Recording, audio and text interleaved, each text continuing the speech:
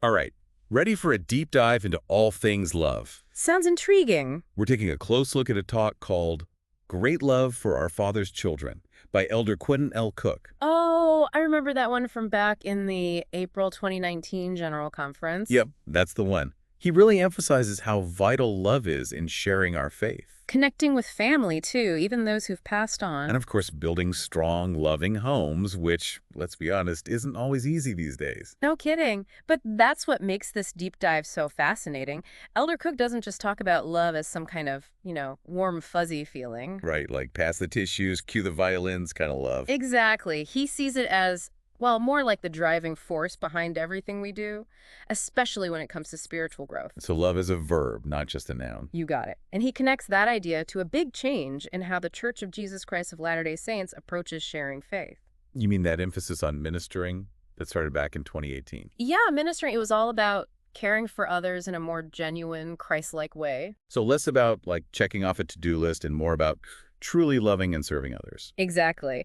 And Elder Cook actually shares a story from when he was a kid that shows how this idea of love as motivation really struck a chord with him. Oh, I love a good personal story. What happened? So when he was about 11 years old, he got his patriarchal blessing. That's like a special blessing unique to their faith. Right. And in his blessing, it mentioned he'd have opportunities to share the gospel. Interesting. And even at that young age, he understood it wasn't about, obligation or anything. It was about sharing something he loved with people he cared about. That's a beautiful way to think about it. Yeah. And I think it goes beyond just religion. We've all had those moments where we're so excited about something that we just have to share it with others. 100%. And Elder Cook uses a story about a man named Otto Halick to really illustrate this point. Okay, I'm hooked already. Yeah. Who's Otto and what's the story? Well, Otto was actually resistant to joining the church, at least at first. Okay, so not a love at first sight conversion then. Not quite. It's more about the power of, persistent love. Okay, I'm really intrigued now. Tell me more. It all started when Elder Cook felt impressed to reach out to Otto while he was serving as a church leader in the Pacific Islands. Wow, all the way in the Pacific Islands. Yep.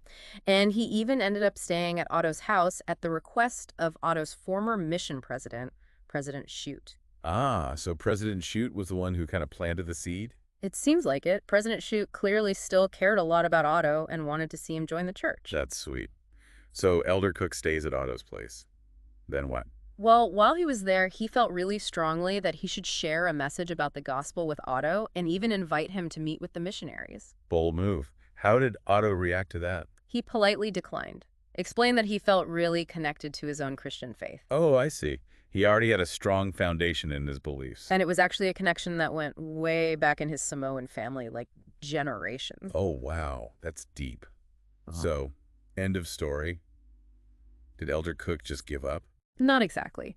Fast forward a bit, and the church's president at the time, President Gordon B. Hinckley, was planning a trip to dedicate a temple in Fiji. Okay. How does Otto fit into all this? Well, Elder Cook saw this as a perfect opportunity. So guess where he arranged for President Hinckley to stay? Wait, no way. At Otto's house. You got it. It's like it was meant to be. I love those little God winks moments. Like, it's just too Yeah. perfect to be a coincidence. And President Schute's love for Otto's son, Vince, was actually a big part of it all. Oh, right. I remember you mentioned that President Shute knew Vince from his mission. Yep. And it really feels like this whole chain of loving connections led President Hinckley right to Otto's doorstep. It's like a domino effect of love. So what happened when President Hinckley and Otto finally met? Did they hit it off? They did. They had a great conversation, and President Hinckley really seemed to admire Otto. But when Otto politely declined the invitation to join the church, again, President Hinckley was pretty straightforward. Oh, no. Did he get angry? Not at all, but he did say something like, Otto, that's not good enough. You're already a member of this church. This is the Lord's church. Whoa, straight to the point. Right, but he said it with so much love and conviction that you could almost feel the resistance melt away. It's like he wasn't trying to force anything, but he was also not shying away from his belief that this was the right path for Otto. You nailed it. And what's amazing is that this one interaction totally changed Otto's life. He ended up meeting with the missionaries, learning more about the church. A little over a year later, he was baptized. Wow, that's amazing. And it gets even better. A year after that, his whole family was sealed in the temple. Oh, that's beautiful. For those who don't know, that sealing ceremony represents eternal family unity in their faith, right? Right. It's a really special occasion for them. What an amazing example of the power of love and persistence. It really wasn't about forcing a belief system on someone. It was about, like, building genuine relationships and just letting the Spirit do the work. And I think a big takeaway here is that real change often comes through genuine connection and just consistent, loving invitations. Yeah, that makes me think about how we share our own passions with others.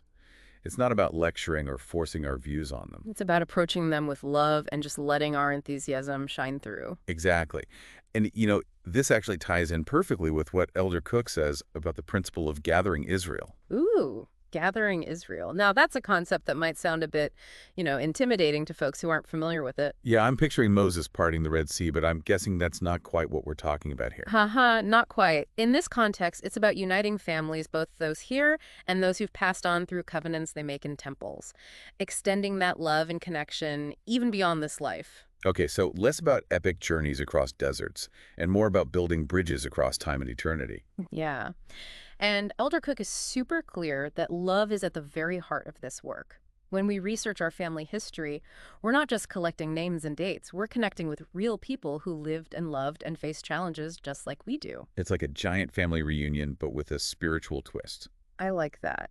And one of the most powerful aspects of this is how it connects the generations. Oh yeah, how so? Well, Elder Cook shares this really heartwarming example about how they started letting 11-year-old kids perform baptisms for their ancestors who have passed on. Wait, 11-year-olds doing baptisms? I thought that was usually for babies or, adults making a big life decision. It is unique, and it's really revitalized temple attendance, from what I hear. Temple presidents have reported huge increases in attendance since they made that change. Wow, that's amazing. But it's not just about the numbers, is it? Not at all. People are noticing this incredible sense of reverence among these young people as they perform these ordinances for their ancestors. Just imagine being 11 years old and getting to baptize your great-great-great-grandpa. Talk about bringing history to life. It's a pretty incredible way to make those family ties tangible, and I think it speaks to that universal longing we all have to connect with our roots. Absolutely. We all have a family history, and it's natural to be curious about those who came before us and the stories they carry with them. For sure. And this whole idea of connecting with our ancestors leads us right into the next big piece of Elder Cook's message: the importance of creating a loving home environment. Yes, where faith and values can thrive. And that's something we'll explore in the next part of our deep dive. So we've talked about love and sharing our faith and connecting with family, those here now and those who've passed on. And it's pretty cool how Elder Cook ties it all together, like love's this thread that runs through it all. Absolutely. It's like the foundation, really. And now he brings us right to the heart of it all, our homes. I was going to say, if there's one place where love should just, like, radiate, it's got to be home, right? You would think. But creating a truly loving, faith-filled home, well, it can be tough these days. It is. There's so much vying for our attention, Yeah.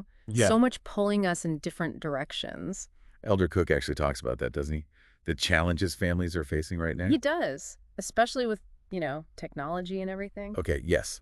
It's like we're all trying to figure out how to live in this digital age, but nobody gave us the instruction manual. It's true. And I'm constantly trying to find that balance, like embracing the good that technology can offer, Right, because it can do good.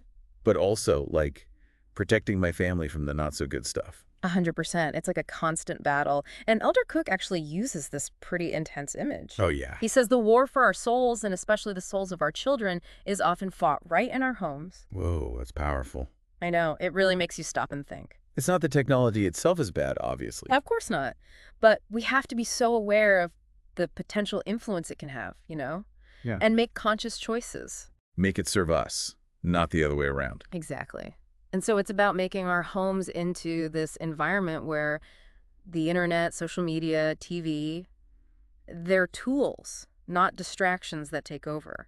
I feel like that everything in moderation saying applies to so many things in life, Doesn't it? but especially technology these days. It's just everywhere. And Elder Cook ties this right back to that idea of gathering Israel, which we were talking about earlier. Oh, right. I'm seeing the connection now. It's about creating a home where faith can flourish. Exactly. A place where, the opposite of that, the negative stuff, is kind of diminished. So it's not just about connecting with our ancestors. It's about building this, like, Legacy of faith that can be passed down through generations. That's it, a strong spiritual foundation.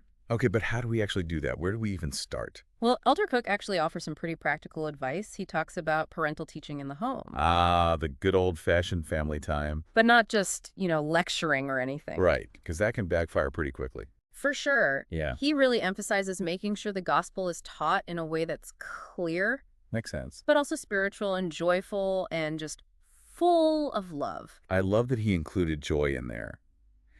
Because honestly, sometimes religious stuff can feel kind of, I don't know, heavy. Or even like a chore. But when it's infused with love and just genuine excitement, that's when it really comes alive. Totally. And he encourages families to, study the scriptures Those together, classics. pray together, have those regular family home evenings. Family home evenings. What are those exactly? Well, it's just dedicated time for spiritual learning and connection as a family, kind of a tradition they have. I love that. And the whole point is to make it a positive experience for everyone. Exactly. It should be a time where kids feel loved and safe. And where they actually want to learn, not feel like they're being forced. That's it. And that starts with us as parents. So it's not just about teaching kids what to believe, it's about actually showing them. Right, exactly. Kids pick up on what we do way more than what we say. Actions speak louder than words. 100%. And that's why he's so adamant about parents strengthening their own testimonies too. Right, like walking the walk ourselves. Yes. Deepening our own faith, our own conviction. He encourages, personal scripture study, personal prayer, those things. Like that saying, you can't pour from an empty cup. I love that one. We have to fill our own spiritual cups first. So we actually have something to give. And it creates this ripple effect. Our own growth benefits everyone. Exactly. It strengthens our families, our communities. The world around us. It's crazy how it all connects, right? I know. We started with this idea of love as a driving force. And it's taken us through all these different areas. Missionary work, family history, creating a loving home. And it all comes back to our own relationship with God. They're not separate things, really. They're all woven together. Like pieces of a puzzle. And Elder Cook ends with this really powerful promise, something that gets right to the heart of what it means to live a Christ-centered life. Okay, now I have to know, what's the promise? He says that as we make Christ the center of our lives and let his love guide us, we'll see these incredible blessings. Blessings for ourselves and for our families. Oh. So it's not about following rules or just working through the motions. No, it goes way deeper than that. It changes us from the inside out. Exactly. So as we focus on our love for the Savior and on his atonement. Okay, for folks who might not be familiar with that term. The atonement is basically the ultimate act of love in their belief system. It's central to everything. Got it, thanks. So when we make that the centerpiece of our efforts to, gather Israel, minister to others, and just individually prepare to meet God. Okay, drum roll, please. What happens? He promises that, all that negativity and temptation in our lives, it'll start to fade away. So less drama, more peace. Sign me up. And the joy and delight and peace of the gospel will fill our homes with that Christ-like love. Okay, that is a promise worth striving for. It's like he's saying that by aligning ourselves with Christ, we get access to this, higher power. Mm-hmm. A power that lifts us above all that, pettiness and negativity that can just weigh us down. It's not the challenges disappear, obviously. Right. But we gain a new perspective, a strength that comes from knowing we're not alone. We've got backup. Exactly. And that support extends to our families, too. Creating that peaceful, loving environment at home, even when the world outside feels like it's going crazy. If you think about it, so much of the conflict we see out there stems from a lack of love. Lack of understanding. Compassion. But when we make that effort to, really center our lives on Christ, that love starts to radiate outward. Like ripples in a pond. It changes our relationships, how we interact with everyone around us. Powerful stuff. And it can really make a difference. It makes me think about those times when I'm feeling stressed out, overwhelmed. Happens to the best of us. And I snap at my kids, or I get impatient with my husband. It's like, in those moments, I've totally lost sight of that love. We all have those moments. Yeah. But what Elder Cook's getting at is that by focusing on our relationship with Christ, Trying to be more like him. we can actually change our default setting. It's not about being perfect. Thank goodness. Yeah. Who is, really? Right. It's about always trying to be better, letting that love guide our actions, even when it's tough. So it's like a constant work in progress. Exactly. We're always growing, always refining, always extending that grace to ourselves when we inevitably mess up. And that's where the joy comes in. Because it's not about like earning God's love or checking things off a to-do list. It's about embracing the journey, knowing we're loved no matter what. Yes. And trying to share that love with everyone around us. And that joy, it's contagious. It really is. It spills over into our relationships, inspires others to seek that same kind of connection. Well, this has been an amazing journey through Elder Cook's talk. We've covered so much ground. Love in sharing our faith, in family history, creating a loving home. And it all culminates in that personal transformation. That promise of joy and peace that comes from having Christ at the center. It's a beautiful message. And it truly has something for everyone, no matter what your beliefs are. Because ultimately, it's about the power of love to change us, change our families, change the world. Love really does make the world go round. That's a good one. So as we wrap things up, I'm curious, what really stood out to you? What will I take away from all of this? For me, it's that reminder that love isn't just a feeling. It's so much more. It's an action. It's a choice we make every single day to extend grace, show compassion, serve others. And try to be a little more like Christ. And when we make that choice, when we let love lead the way, the possibilities are endless. I love that. It's something to think about. Thanks for joining us on this deep dive. Keep seeking, keep learning, and most importantly, keep loving.